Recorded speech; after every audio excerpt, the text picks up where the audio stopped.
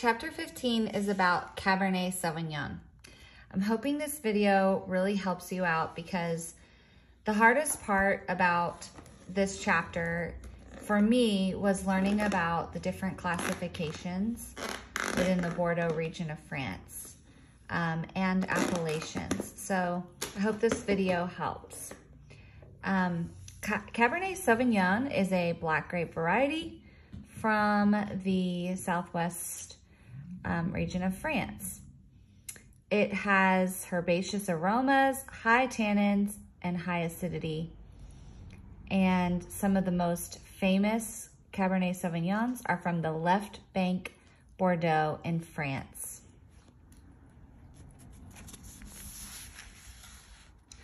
Looking at our, let's start with the facts about the grape.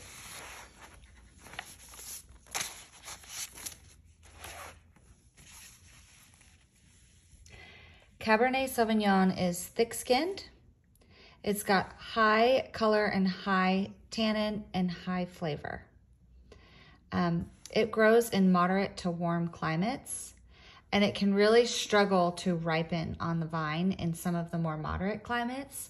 So it really does best in your warmer climates. And some of those warmer climates, you can get aromas of cooked fruit. So this grape has really high acidity, really high tannins, and it needs a long, warm growing season. It's also often blended with Merlot to soften those tannins and to reduce the acidity a little bit, specifically in your cool vintages. So if it's a little too cool or it struggles and the weather is a little cold vintage, then they might take that cold vintage Cabernet and blend it with a Merlot to make it a little bit nicer.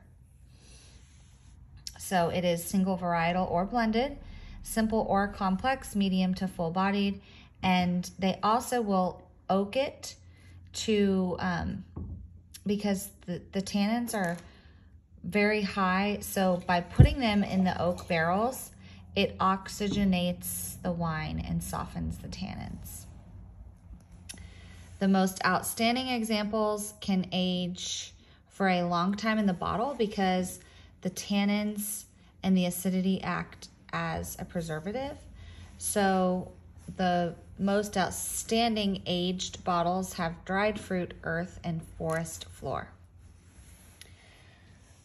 The principal characteristics that you'll get on the aromas and flavors are green bell pepper, mint, black currant, black cherry, and cooked fruit.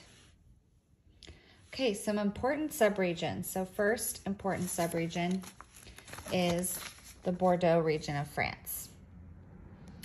Bordeaux region of France is a more moderate temperature, and the weather is variable year over year. So this is one of those places where you see a lot of it blended because of the variable weather. We also have Cabernet in the south of France where the weather is not as variable year over year, so you get more single varietals. You still get some blends, but you get more single varietals in south of France than you do in Bordeaux. So we're gonna really dig in deep on Bordeaux to help kind of understand the appellations of Bordeaux and understand more about Cabernet Sauvignon. So if you recall in our last video, give me 1 second, we learned that Bordeaux is split with this Gironde.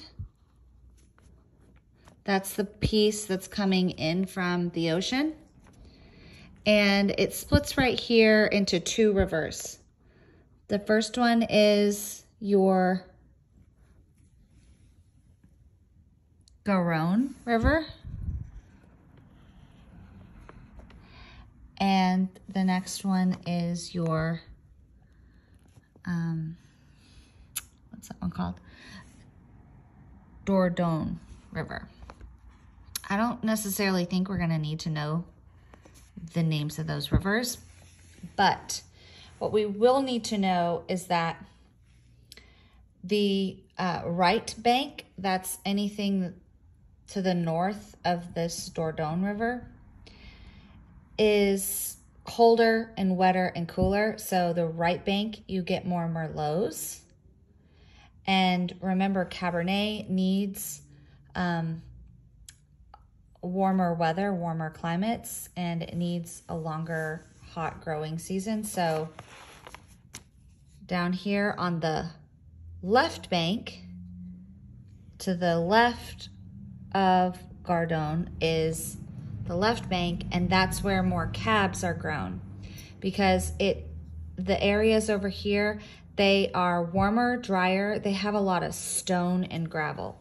So here's an example picture of the gravel soil on the left bank. You see all those really big stones. And those stones soak up the sun and stay hot longer and keep the vines warmer.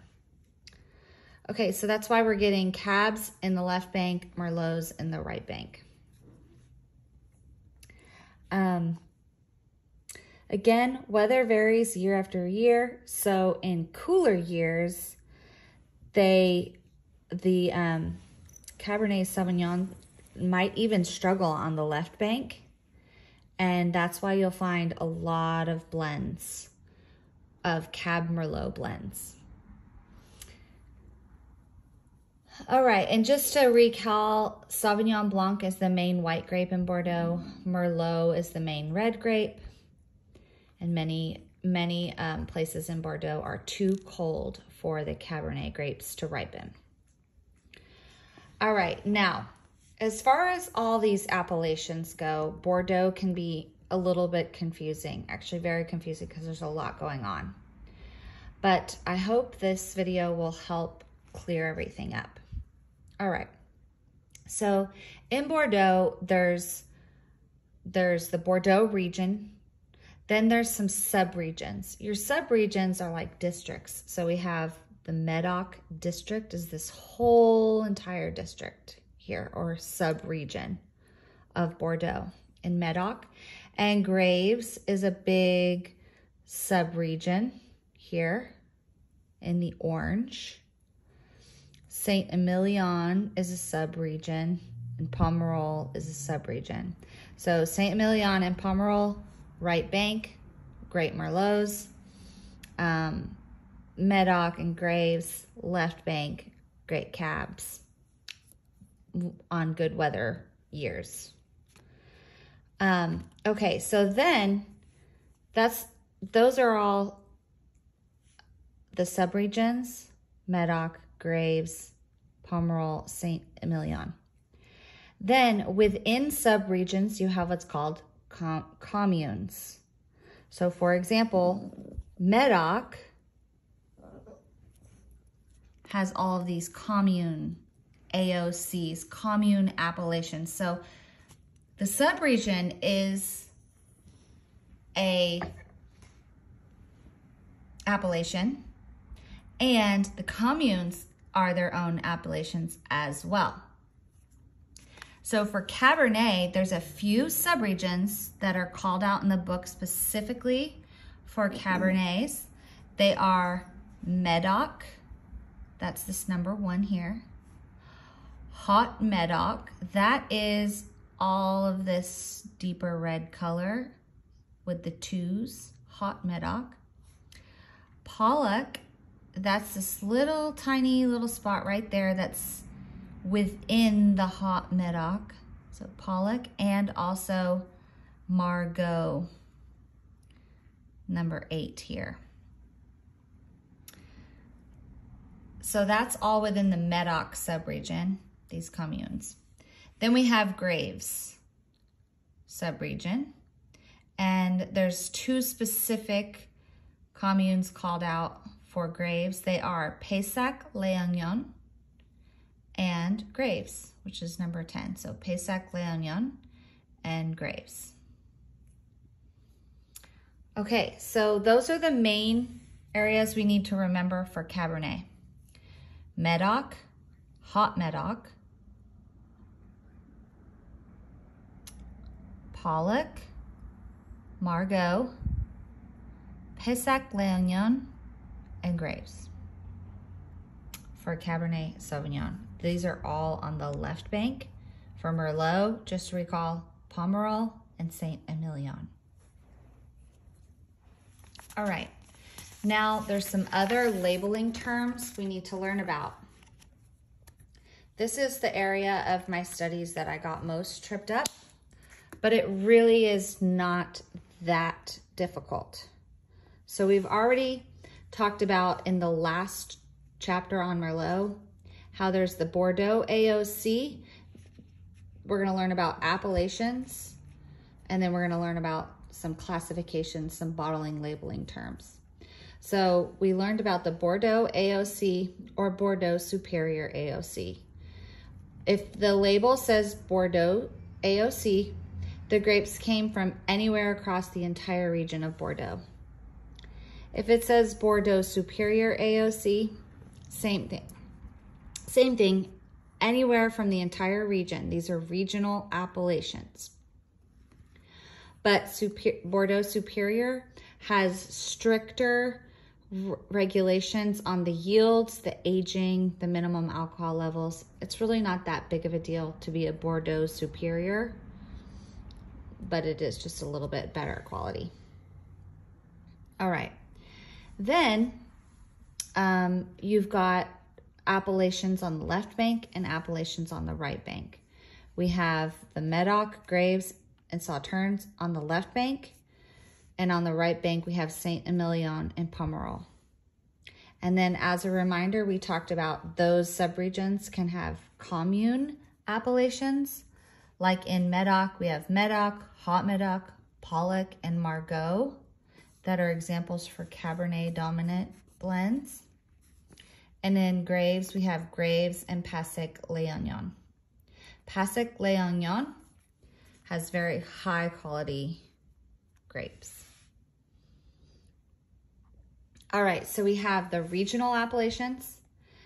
We have the sub-region appellations on the left bank. And then we have communes.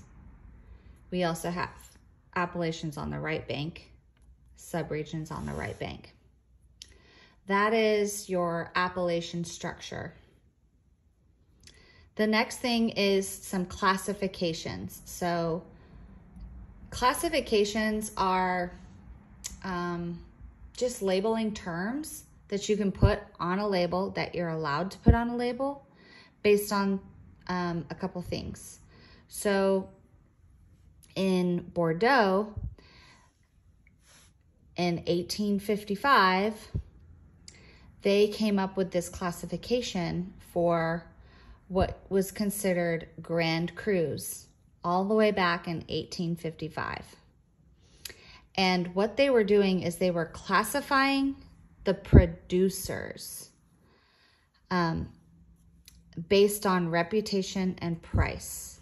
So if you got this Grand Cru classification stamp of approval back in 1855, if you were the producer received that classification, then you can put the Grand Cru on your bottle. They were ranking the producers and not the land. They were ranking the producers. That's an important difference between Bordeaux and Burgundy. In Burgundy, they were classifying the land that the grapes were on. In Bordeaux, they were classifying the producer's reputation and the price of those bottles. So how they did that was they came up with some categories and they said, all right, if you get this Grand Cru classification or this Cru classification, then there's gonna, if it's a red wine, there's gonna be 1st through 5th growth or Cru, growths, Cru is the gross, 1st through 5th growth. Premier, this is 2nd, 3rd, 4th, and 5th growth. And only 5 producers received the Premier Cru, the highest quality Premier Cru, 1st growth classification. So if you have Premier Cru on the bottle, then it was one of those producers back in 1855 that one of those 5 that got that classification back in 1855. There's only ever been one change, one sole revision to this whole thing. It used to be 4 and now there's 5, and it was one of the producers got bumped up to a Premier Cru. So this hasn't changed much, and we don't have to know all this. All we have to know is 1st through 5th that there's only 5 Premier Crus, and that they're ranking the producers.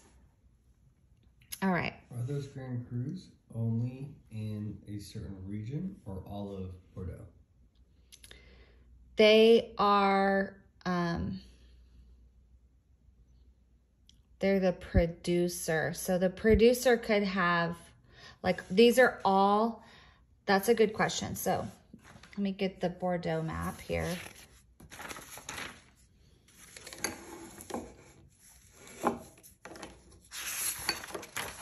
Can you repeat the question one more time? Sure. I'm curious because of the way it looks like it's split, that this is left bank maybe still. Mm-hmm. So my question is, are these growths 1 through 5, are these specific to a Medoc Graves region, or is it throughout all of Burgundy? Okay, so when they came up with this in 1855, it was only for Medoc and Graves. So left bank. And some of the sweet wines. So it was only for left bank. But since 1855, there's been a lot of new producers. And so what happened was, these are still, even though they haven't changed much, they still are a really good indication of high quality, and they still kind of hold true to the standards of if you're a Premier Cru, you're the best, and so forth, a 1st through 5th. If you're a 1st, you're the best. If you're a 5th, you're still really great. It's interesting that on the left bank of Bordeaux, a Premier Cru is the best, whereas in Burgundy, a Premier Cru is 2nd best. What's the best? Grand Cru. Oh, well, these are Premier Grand Crus. These are Premier Grand Crus. So yeah, they're all Grand Crus, and there's either 1st through 5th, but. So the best on the left bank of Bordeaux is called a Grand Cru, whatever. It's called Premier Cru. It's called a Premier Grand Cru. Okay. So okay. There is no Grand Cru like as the best in the left bank of Bordeaux. Right, because it could be, however you pronounce this, Dumais Grand Cru or Triomais Grand Cru. That's like a trick question. Like, is this wine from a certain region? Is this the best or the 2nd best? And I could tell how they would try to trick you between Burgundy and Bordeaux. So continue. The last part of this classification is, all right, well, a lot has changed. There's a lot of wineries that didn't even exist back in 1855. So how do they prove themselves nowadays? Well, in Medoc, because it's primarily Medoc, they have what's called the Medoc Cru. I don't know how to pronounce that. Bourgeois? I don't know, board, I made that up. yeah, board something, classification. Bourgeois.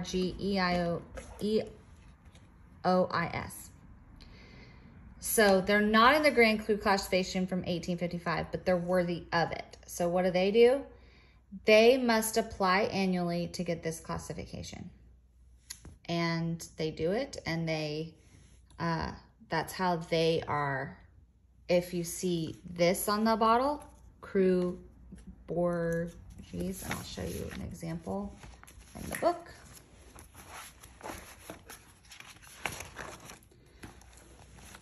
Then they've earned the classification in Hop Medoc. They earned this classification.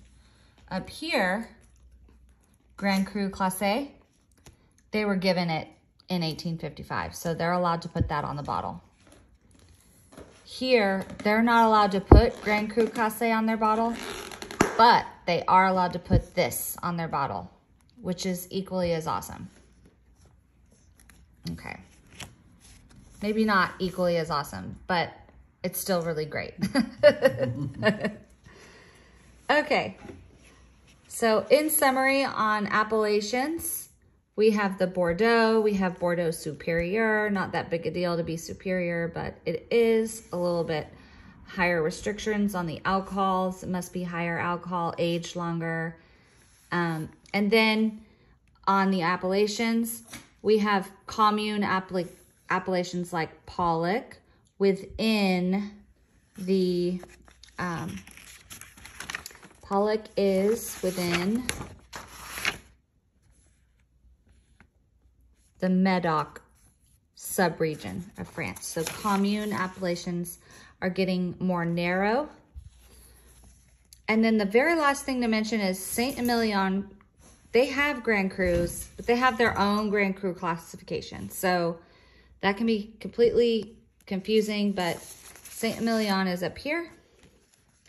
And if it says Saint-Emilion Grand Cru Classé, it's because Saint-Emilion came up with their own classification and said, if you get this classification, you're the best in Saint-Emilion. All right. Finally, the last labeling terms to know are the term chateau means estate or producer. It's not a house. So when it says Miss en Bouteiller à Chateau, that means it was chateau bottled. It's not a building. It just means that it was bottled from the land and that producer from Chateau Douglas is the producer or the estate. Okay. I think that's everything for regional appellations. And then we have classifications like Grand Cru classification of 1855, where there was a total of only 61 engraves that got, that 61 producers that are allowed to put Grand Cru Classé on their bottles. And if you're not one of those 61 from Medoc or Graves, then you can't do it. And there's 27 in Sauternes. If you're not one of those people, you can apply every year for the Cru Bourgeois classification. And if you're in Saint-Emilion, if you get the Saint-Emilion Grand Cru Classé, then you're the best. All right, so let's complete our discussion about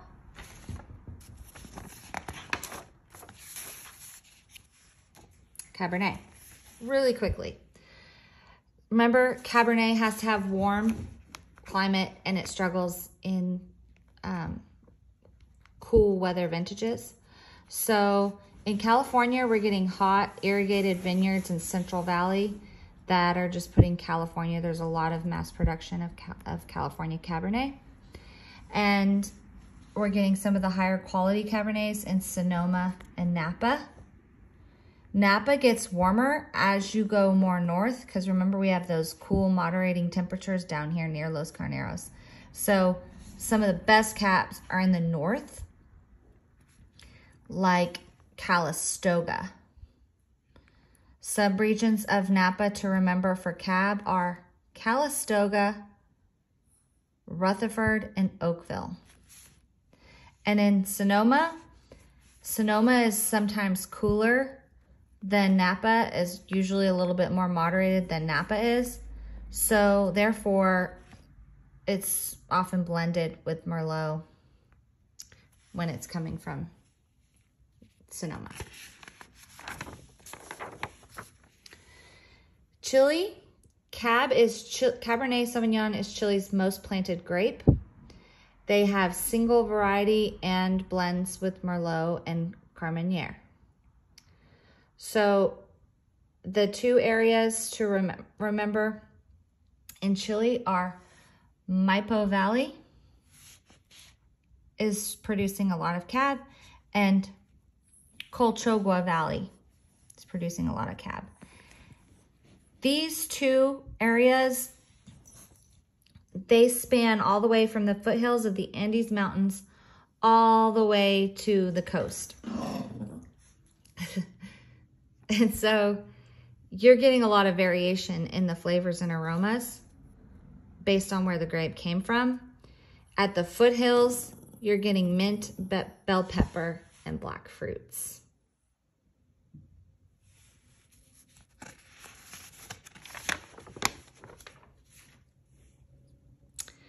In the Western Cape, we have this really warm at the close to the 30-degree latitude in Africa. We have what's called Stellenbosch, and that actually has, even though it's so close to the 30-degree latitude, it has both warm and moderated climates depending on the altitude from the mountains.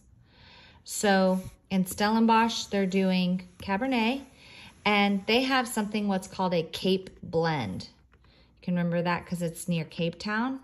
Stellenbosch does a Cape blend. It's a blend of Cab and Merlot blended with a local grape called Pinotage.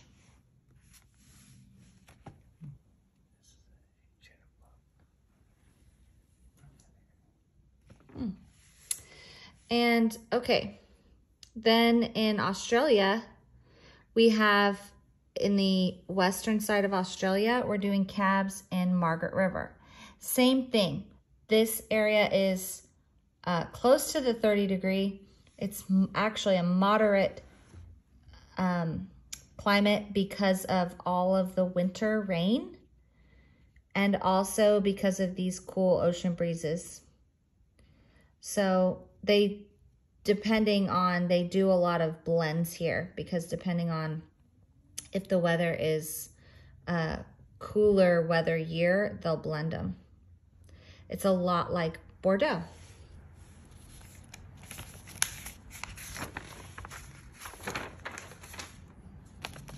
Okay, finally New Zealand. Hawke's Bay, Cab Merlot blends. This is the warmer part of New Zealand, closer to the 30-degree latitude. And in summary, Cab is one of the most popular high-volume brands, and it's a popular choice for drinking with food and sometimes blended to soften the tannins and acidity. And lastly, producers in Chile are experimenting with some gentler winemaking practices that extract less tannin, meaning the wines can be enjoyed at a younger age when they're fresh and fruity.